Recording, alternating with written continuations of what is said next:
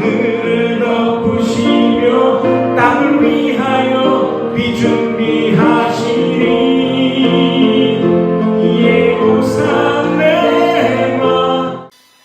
목에서 생각 260번째 추석 연휴와 중국 혐오 시위를 보면서 2025년 10월 5일 추석은 우리 민족의 아름다운 명절입니다.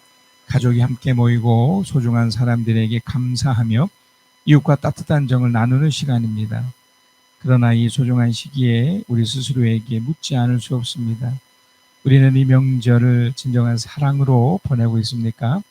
혹시 우리 안에 미움과 혐오를 정당한 분노라는 이름으로 포장하고 있는 것은 아닐까요?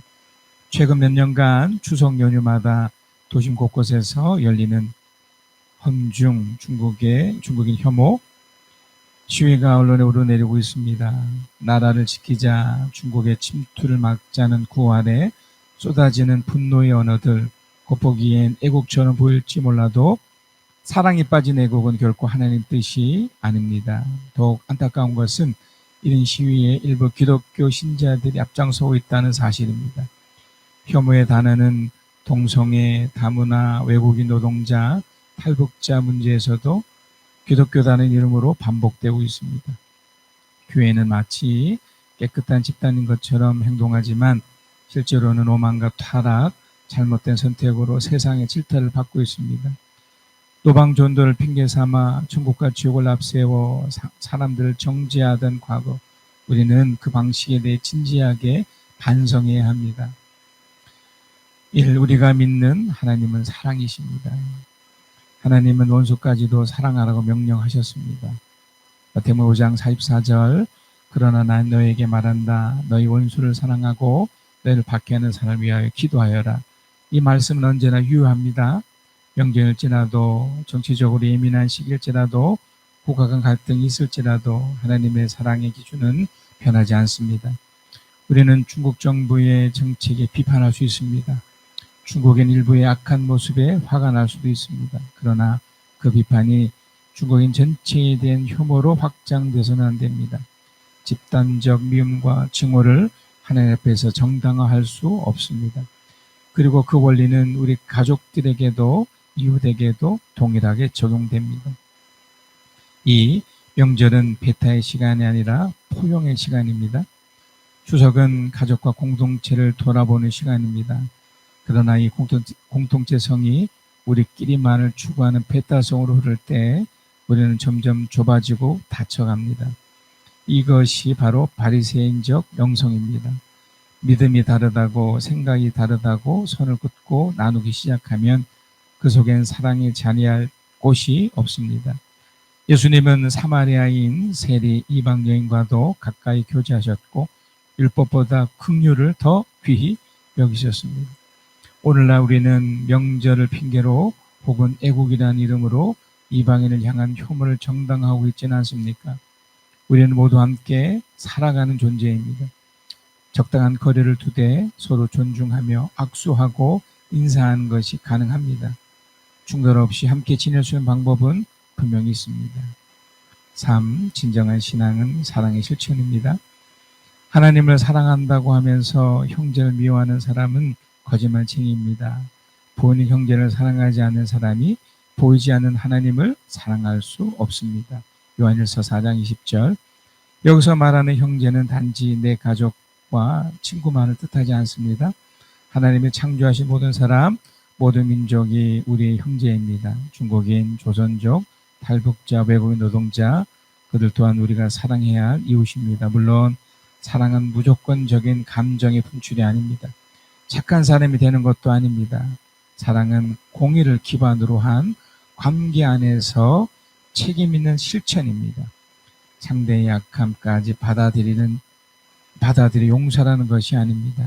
악한 행동은 반드시 하나님의 심판하십니다. 그러나 우리는 죄인이었던 우리 자신이 또 다른 죄인을 향해 조금 더 너그러이 바라보자는 것입니다. 그 자체가 하나님 앞에서의 화해요 은혜입니다.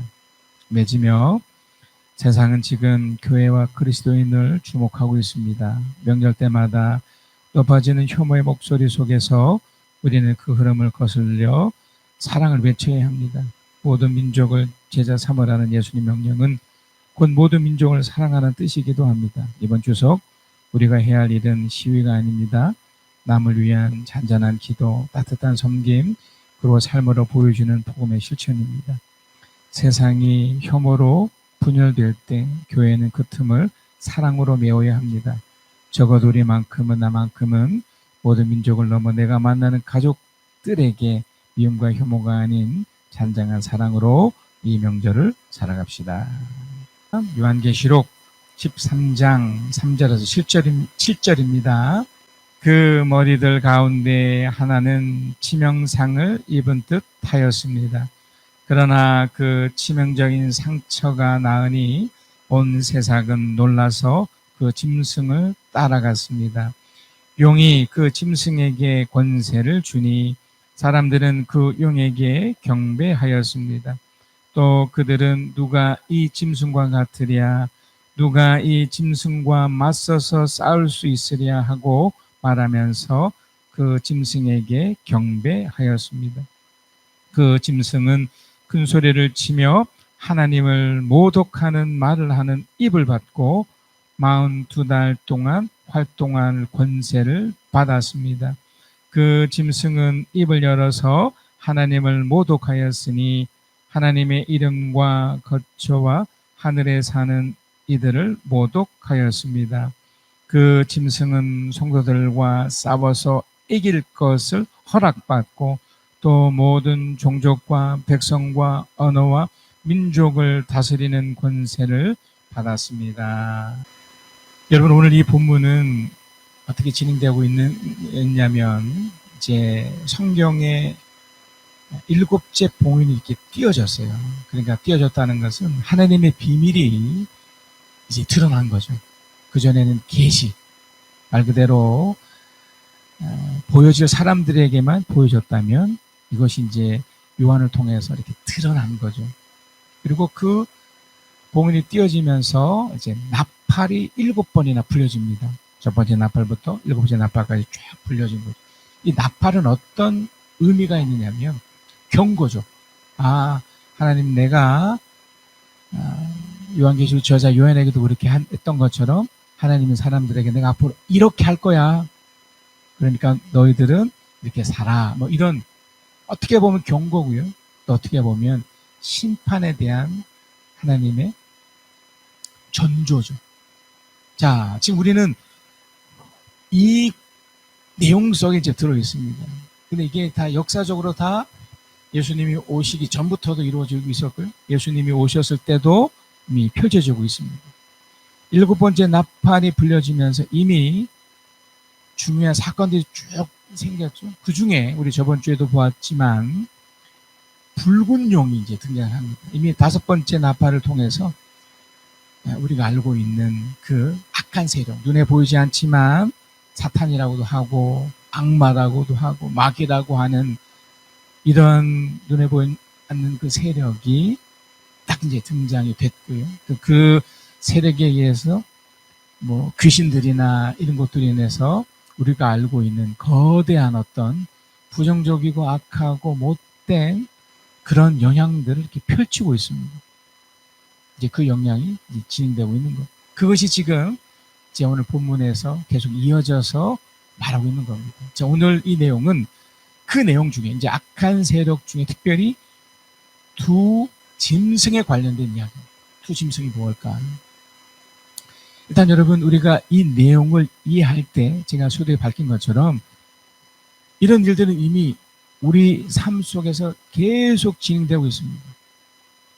근데 여기에 두 짐승이 등장하지만 우리 저번 주에도 보았지만 한 여자가 또 등장하죠. 마리아이기도 하지만 실제로 우리 주 예수 그리스도로 나타나는 바로 남겨진 우리들이 한 여자의 모습이죠.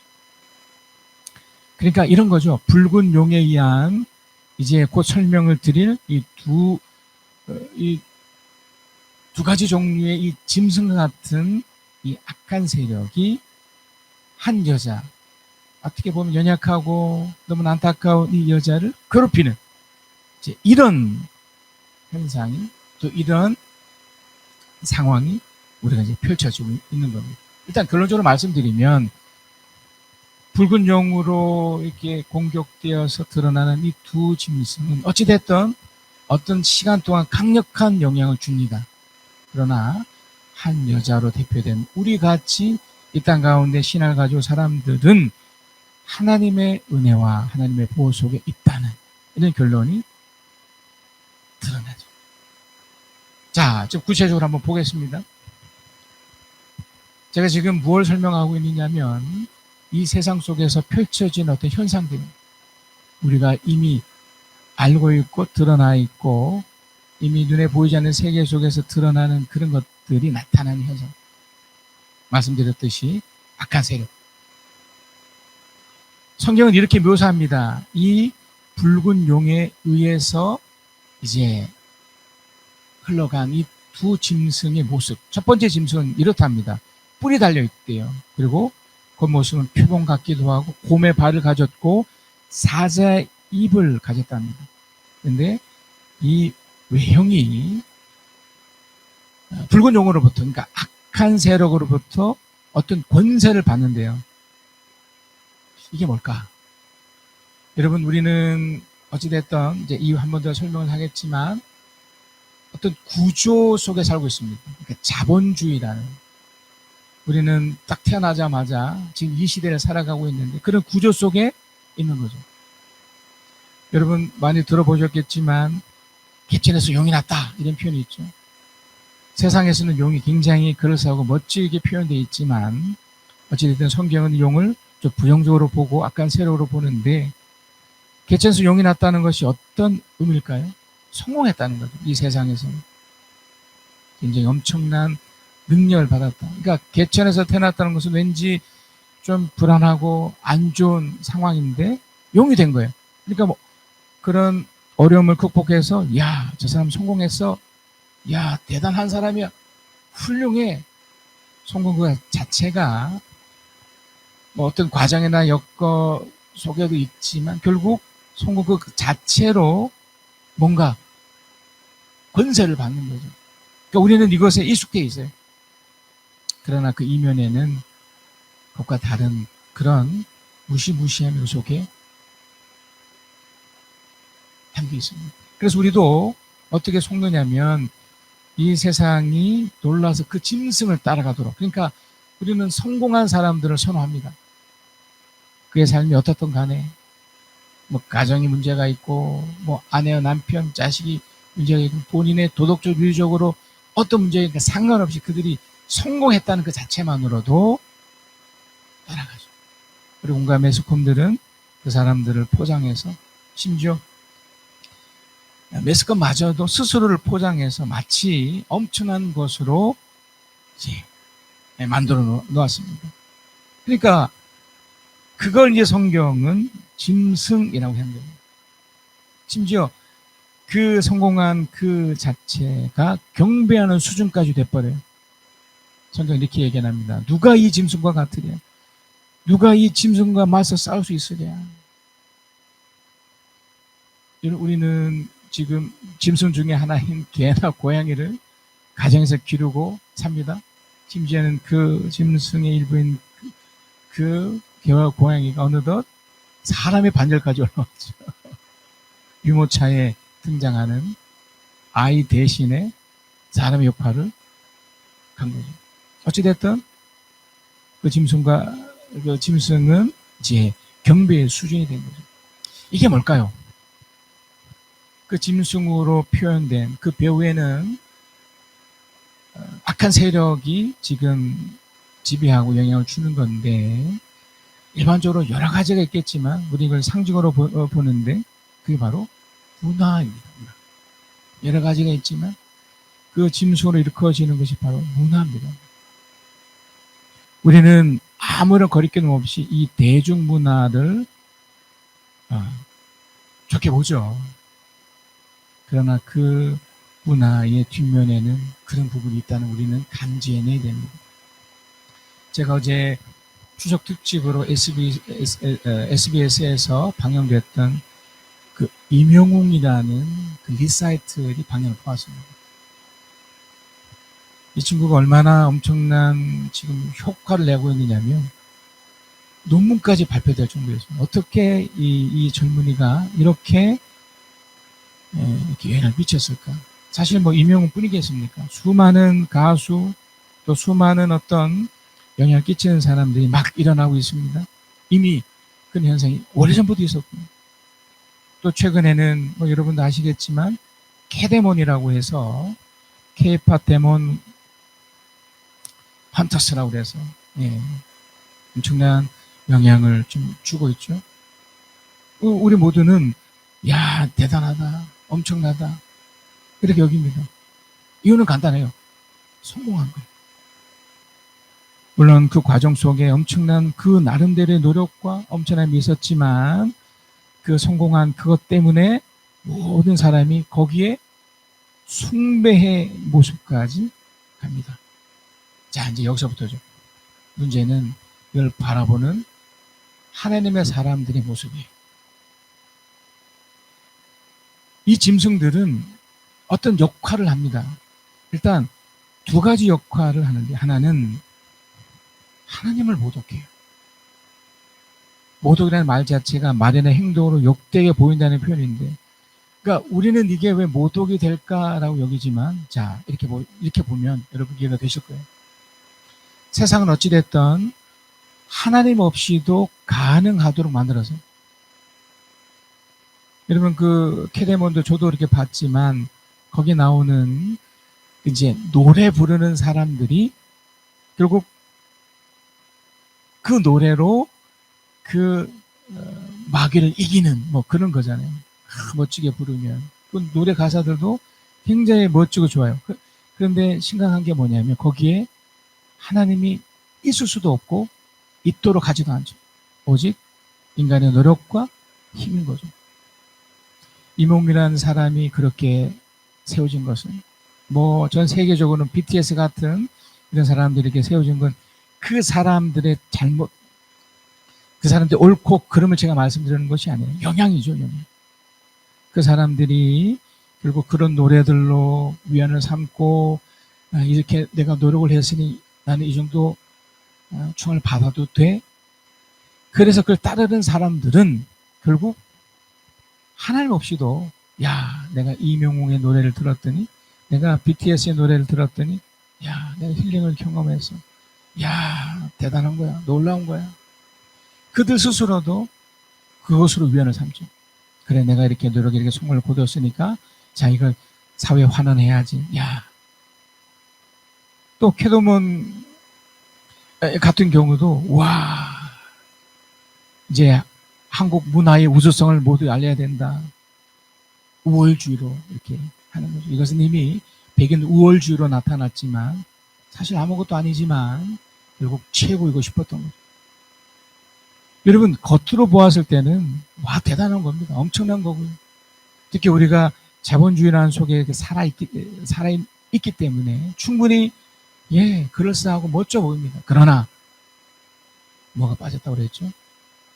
하나님을 필요 없이 된 거죠. 노래만 들으면 되고 멋진 드라마 속에 빠진 주인공처럼 우리는 다 압니다. 그 드라마가 다 허구고 잘못된 거라고. 리얼리티라고 표현된 수많은 것들 다 조작되고 만들어지고 허구에도 불구하고 우리 마치 현실이 일어났던 거죠. 그러나 여러분 그런 노래로 또 그런 여러 가지 만화나 영화나 그런 것으로 우리 삶의 그런 끔찍하고 말도 못하는 그런 내용들을 해결하거나 풀 수 없다는 우리는 알지 않습니까? 그런데 우리는 그것에 빠져 있는 거죠. 마치 도박에 중독된 것처럼 또 다른 무엇인가에 중독된 것처럼 문화라는 이름으로 우리는 그 속에 들어가 버립니다. 이게 그 붉은 용의 그 첫 번째 짐승의 모습인 거죠. 두 번째는요. 이 대중문화를 일컬어진 이 첫 번째 짐승이 놀랍게 하나님이 그걸 허락하셨다는 거예요. 성도들과 싸워서 이길 수 있도록 그렇게 했다는 거예요. 어떤 세력으로 그들이 이제 좌지우지하면서 종족과 백성과 언어와 민족을 다스리는 권세를 받았다고 성경은 지금 이야기하고 있거든요. 그러니까 하나님이 어떻게 보면 일부러 그렇게 하신 거예요. 나름대로 허락하심을 통해 그런 악한 세력들이 이 문화를 점령하게 만들어서 마치 세상이 끝나는 것처럼, 그러니까 하늘 없이도 마음껏 펼쳐질 수 있도록 했던 겁니다. 왜 그랬을까요? 하나님은 결국 이 사탄을 통해서 하나님의 사람들을 테스트하고 있는 거예요. 우리는 느끼고 압니다. 이미 하나님을 경험한 사람들 대부분은요, 정상적인 하나님의 사람들은 하나님 없이 이 땅을 살아갈 수 없다는 걸 알아요.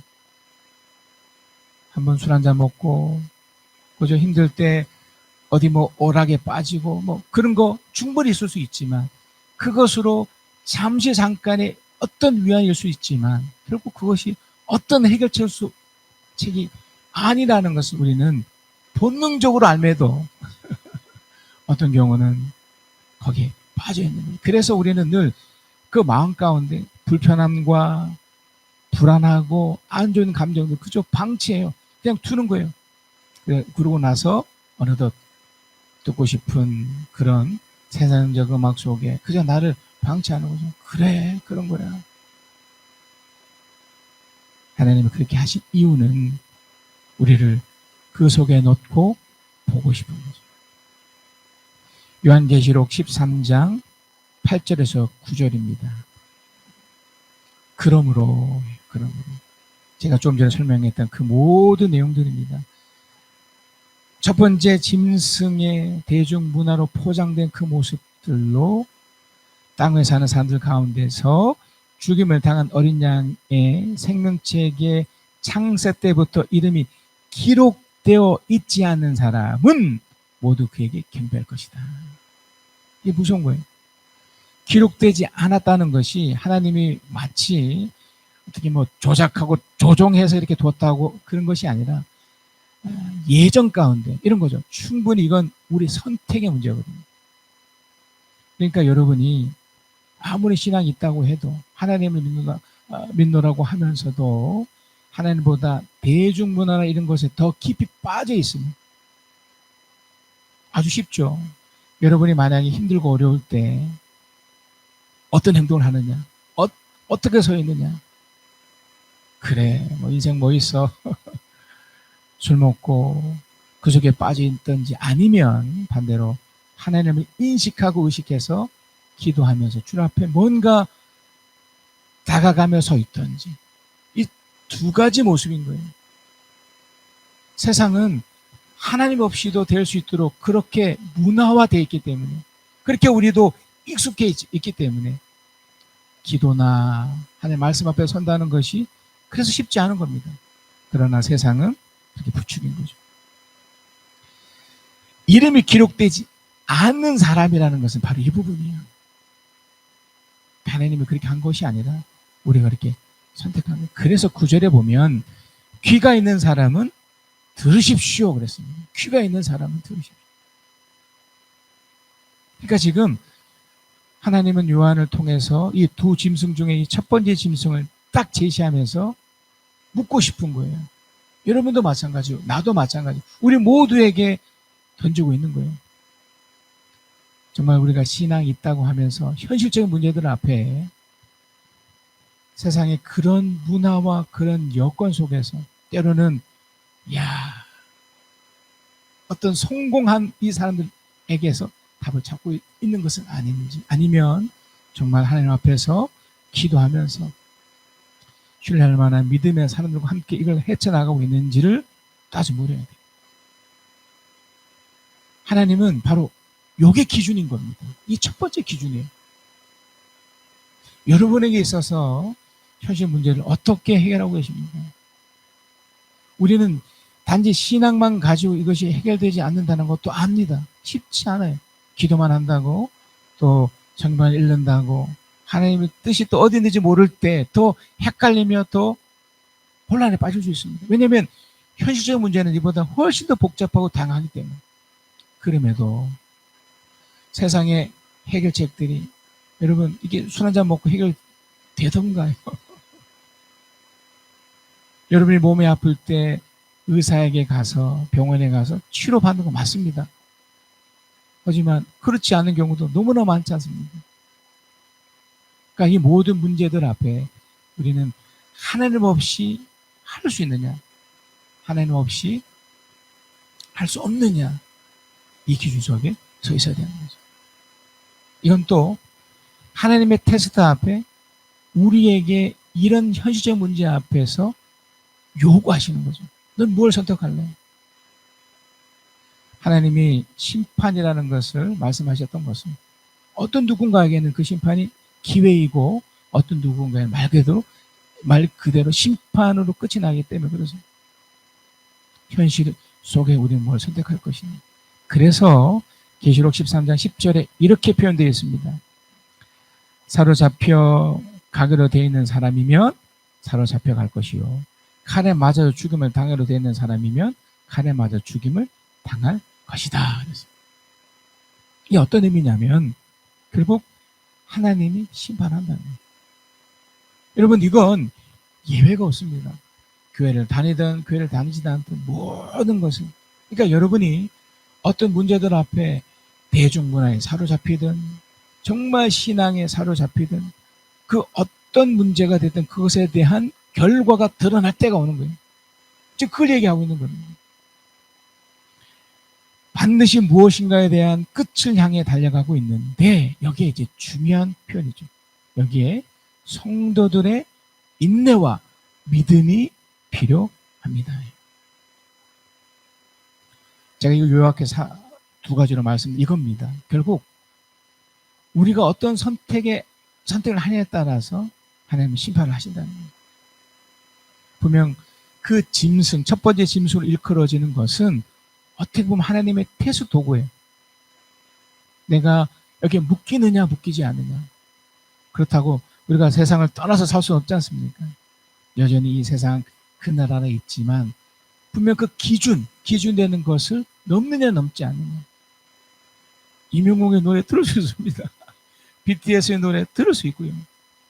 게데몬의 그 노래 들을 수 있고요. 수많은 드라마, 악하고 못된 영화, 수많은 것들 접할 수 있고 볼 수 있고 느낄 수 있고 경험할 수 있습니다. 문제는 거기에 어떻게 됩니까? 내가 사로잡혀 있느냐, 거기에 빠져 있느냐, 빠져 있지 않느냐로 평가하시면 물론 쉽지 않습니다. 그래서 두 번째가 필요한 거예요. 우리 이걸 예측하셔야 돼요. 내가 이대로 이렇게 산다면, 다시 말하면 그래, 내가 이런 문화 속에 그래, 인생 뭐 있어? 그래서 내가 이런 음악, 이런 곳 속에 내가 빠져 있으면 그래 뭐 괜찮지 뭐. 그렇지 않다는 거예요. 그러니까 이걸 여러분 예측하셔야 돼요. 그래서 인내가 필요하고 믿음이 필요한 거예요. 그래 이 정도까지만 하지 뭐. 이것이 필요하다는 거예요. 예, 사회생활을 하면서 또 직장생활을 하면서 내가 크리스찬이기 때문에 내가 술 안 먹겠습니다 할 수도 있지만 뭐 부득불 먹을 수 있죠. 그러나 저는 여기까지, 저는 이만큼까지 하겠습니다. 이거 아닙니다. 여러분 요즘 법들 중에서도요 성추행이나 아니면 그런 것도 기준이 있습니다. 어느 선까지는 아주 유연하게 아주 이런 일들이 비일비재하니까 이런 선까지는 괜찮고 이 정도는 안 된다. 우리 마음까지 다 잡으면 좋겠지만 이게 쉽지 않기 때문에 마찬가지, 신앙도 마찬가지. 본인 양심에 근거돼서 이 정도까지는. 그래서 인내와 믿음이 필요한 겁니다. 내가 이 정도까지 견뎌야 돼. 이 정도까지는 허용할 수 있어. 그건 우리들의 선택이죠. 여러분 스스로의 선택, 나의 선택입니다. 또 하나 사실은요. 계시록 13장 5절입니다. 그 짐승은 큰 소리를 치며 하나님을 모독하는 말을 하는 입을 받고 42달 동안 활동할 권세를 받았다. 그건 굉장히 충격적이면서도 우리 위로의 말씀이 뭐냐면 기간이 설정해 놓으셨다는 거예요. 42달은 약 3년 5개월 정도인데요. 이거는 상징적 의미가 있습니다. 뭐냐면 하나님의 그 테스트가 긴 기간이 아니라는 거예요. 짧으면 짧고 뭐 길면 길 수 있지만 어떤 기간이 정해져 있다는 거예요. 그러니까 그때까지만 내가 견디면 되는 거예요.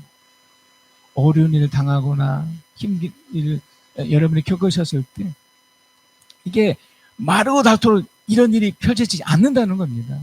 이게 테스트라면 내가 인내할 수 있는 만큼 하나님 허락하신다면 견딜 수 있는 힘이 있을 거 아닙니까?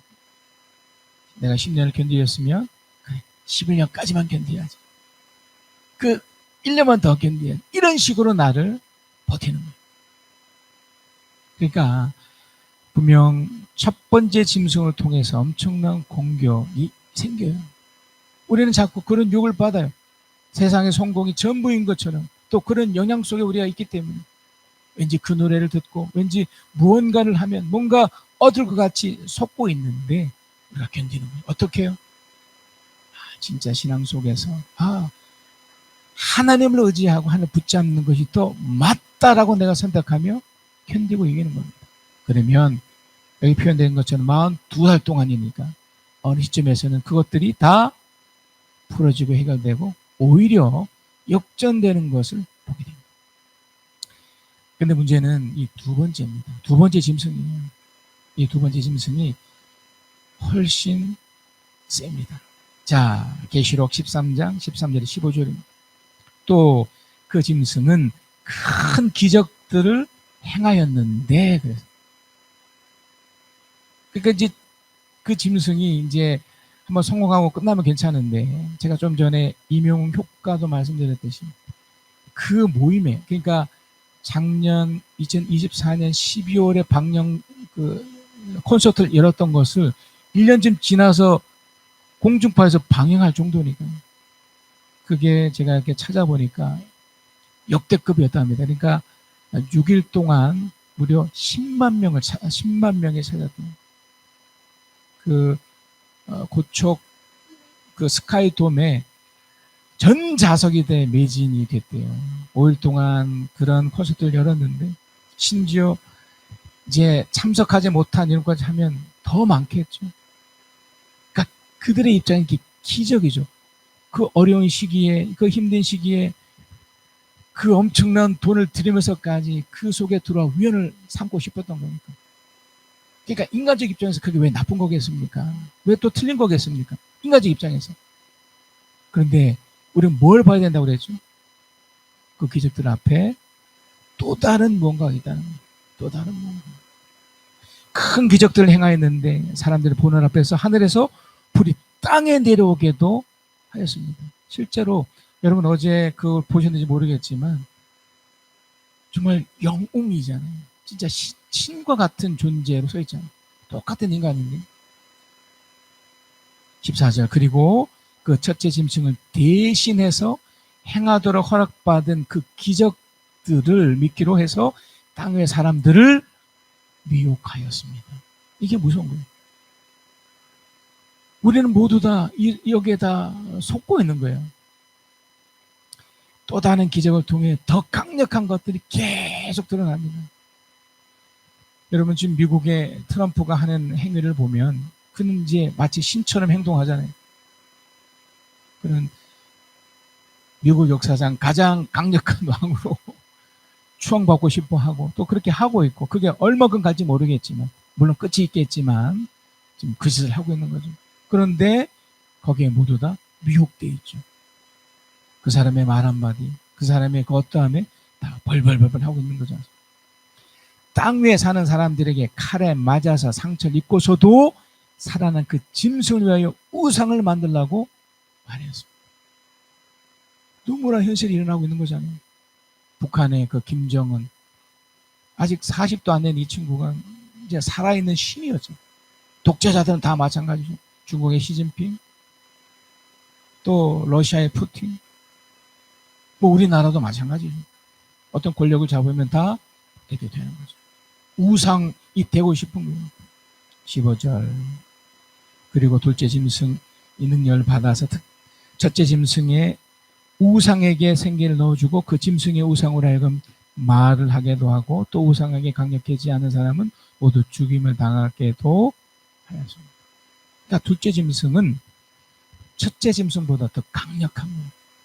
이건 첫째 그 짐승이 뭐 대중문화 어떤 문화적인 어떤 외형적인 거라면 둘째 짐승은 훨씬 더 강력한 조직력을 갖춘 마치 통일교 집단과 같은 신천지의 그 막강한 그 세력과도 비슷해요. 사회의 집단들 뿐이겠습니까? 정부 조직도 비슷해요. 일단 그들 스스로가 하나님이잖아요. 최근에 그 검찰이 해체되는 그런 일이 있었지만 그들은 쉽게 무너지지 않을 겁니다. 왜냐하면 그들에겐 선민의식이 있단 말이에요. 우리는 특별해, 우리는 대단해. 그들 스스로가 우상이 되어 있기 때문에 우리가 알면 안 돼, 이렇게 되는 거죠. 역사적으로 그 유명한 중세의 그 천년간 카톨릭이 지배했던 그 시대를 우리는 암흑 시대라고 합니다. 바로 종교가 우상이 됐던 시기죠. 지금도 마찬가지고 지금 좀 설명드렸던 수많은 사회의 집단들, 이단 이런 것들이다. 심지어 미국의 그 백인 우월주의도 다 포함돼서 이게 이제 정치와 결탁하고 어떤 문화 현상을 넘어서서 강력한 힘으로 더 강력하게 이것의 총 지배력이 뭔지 압니까? 바로 자본주의의 그 자본, 바로 돈이에요. 돈이 만몬이라고 하는 강력한 우상이죠. 최근에 정치인과 그 통일교와 그 해서 다 구속이 됐지만 뭐 시간 지나면 또 다 풀려나가겠죠. 어찌됐든 그 돈이 우선 그 자체가 강력한 힘이 돼서 우리 모두를 다 속이고 있고 영향을 주고 있는 겁니다. 자, 이걸 성경 이렇게 또 표현합니다. 요한계시록 13장 16절 18절. 또 작은 자나 큰 자나 부자나 가난한 자나 자유인이나 종을 할 것 없이 다 그들의 오른손이나 이마에 표를 받게 하였습니다. 이 표가 바로 이게 단순히 어떤 뭐 이상한 것이 아니라 지금의 무슨 뭐 바코드니 뭐 그런 것이 아니라 영향입니다. 영향. 여러분 이 시대에 돈 없으면 살 수 없는 시대잖아요. 이런 영향. 이거 배후의 강력한 두 번째 짐승으로 조직화된 강력한 힘으로 역사한다는 거예요. 17절. 누구든지 이 표를 가진 사람 곧 그 짐승의 이름이나 그 이름을 나타낸 숫자로 표가 찍힌 사람이 아니면 아무도 팔거나 사거나 할 수 없게 하였습니다. 이 자본주의 사회예요. 우리가 살고 있는 이 사회가 다 그렇다는 거죠. 18절입니다.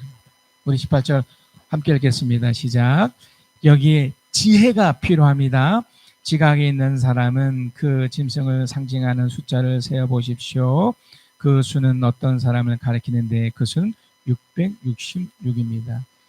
666이라는 게 아무런 것도 아니에요. 그냥 어떤 상징화된 거예요. 그때 이것을 어떤 막 개념화시켜서 이상하게 말하는 게 다 이단들이 하는 짓이고, 이건 그저 상징화된 건데 아까 말씀드렸던 어떤 큰 조직과 체계와 수단을 말하는 거예요. 우리가 살고 있는 이 세상을 전체를 말하는 거예요. 이건 어떤 음모론도 아니고 그 어떤 것도 아닌데 처음 그 짐승을 향해서는 제가 어떤 걸 말씀드렸냐면 어떤 거기 빠지면 안 된다는 말씀드렸다면 이 두 번째에서는 지혜가 필요한 거예요. 지혜. 우리가 이 세상을 살아가고 있습니다. 어떤 조직이나 체제와 수단 속에 살고 있기 때문에 그러니까 첫 번째 짐승은 우리가 영향을 받지만 뭐 거부할 수 있고 뭐 안보가 안 하면 또 되니까. 근데 둘째 짐승의 경우는 이건 방법이 없어요. 다 정치 안에 들어있고 어떤 종교적인 것에 다 들어있기 때문에 특별히 돈의 위력 앞에 다 서 있기 때문에 여기서는 이제 무엇이 필요하다고 그랬습니까? 지혜가 필요하다고 그랬어요. 첫 번째 짐승에서는 인내와 믿음이 필요하다면 두 번째는 이 지혜로움이 필요한 이게 뭘까요? 지혜가. 여러분 물과 기름을 아시죠? 기름이 물속에 있지만 둥둥 뜹니다. 어떤 의미일까요? 우리는 독특한 삶을 살아가고 있는 존재들이에요. 그러니까 아무리 돈이라는 그 만물이 세상을 지배해도 우리는 물과 기름처럼 그러니까 돈을 뛰어넘으셔야 된다는 거예요. 돈을 뛰어넘는다는 게 뭘까요? 첫 번째는 하나님의 공의를 잊지 않으셔야 돼요. 돈은 철저하게 중간적인 것을 택하고 있어요.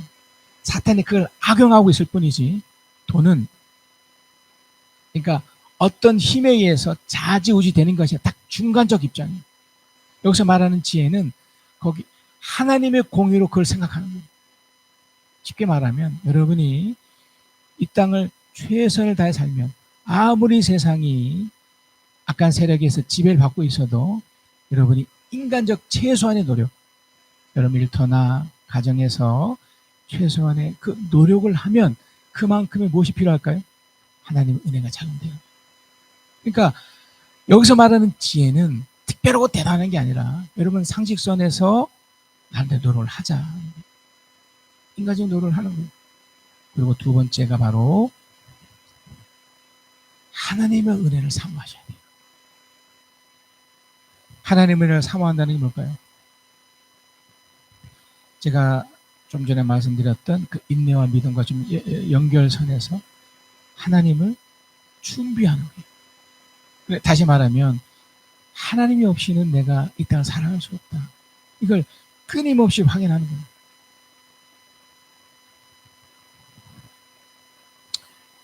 여러분 이런 결단이 가능합니다. 세상의 대중문화와 돈의 힘으로 나를 힘들게 하거나 속아 넘어가려 할 때 우리는 쉽게 속습니다. 돈이 전부인 것처럼. 그러나 한 번 더 생각해 보면 하나님의 그 공의 앞에 우리는 언젠가는 가야 되는 존재잖아요. 그것이 나를 좌지우지 못하게 하셔야 돼요. 흔들리지 말고 성령의 도움으로 하나님의 공의와 하나님의 은혜를 간구하며, 좀 더 쉽게 말씀드리면 돈 없어도 살 수 있습니다. 적당한 선에서, 쉽지는 않겠지만 그것을 또 흘러보내게 하시고 충분히 공감만 하시면 하나님은 부어주십니다. 하나님의 은혜를 간구하며 인내로서 극복합시다. 하나님이 결국 축복으로 드러나게 하십니다. 여러분의 고백에 대해서 축복합니다. 우리 함께 읽겠습니다. 시작.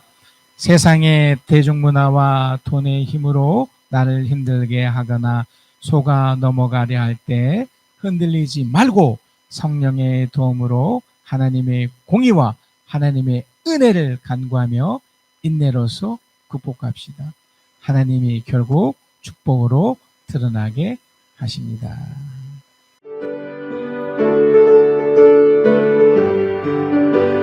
우리들이 싸울 것은 혈기 아니요, 우리들이 싸울 것은 육체 아니요, 마귀 권세 맞서 싸워 깨쳐버리고 죽을 영혼 살릴 것이 일세. 우리들이 입은 가부쇠가 아니요, 우리들이 가진 건 강철 아니요, 하나님께 받아가는 평화의 복은 거룩하신 말씀이로다. 악한 마귀지 아무리 강할지라도 우리들의 대장 예수 앞서가시니 주저말고 용감하게 힘써 싸우세.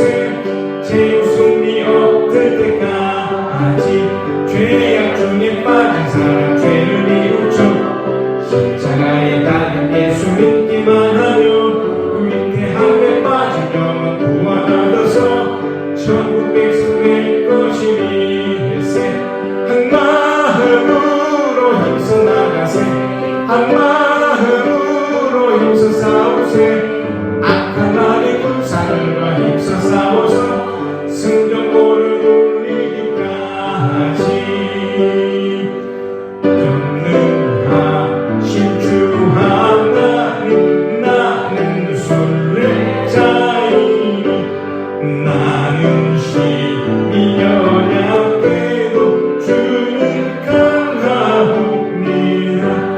하늘 양식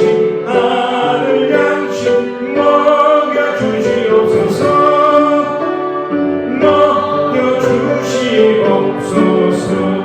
수정 같은 생명수를 마시도록 하시며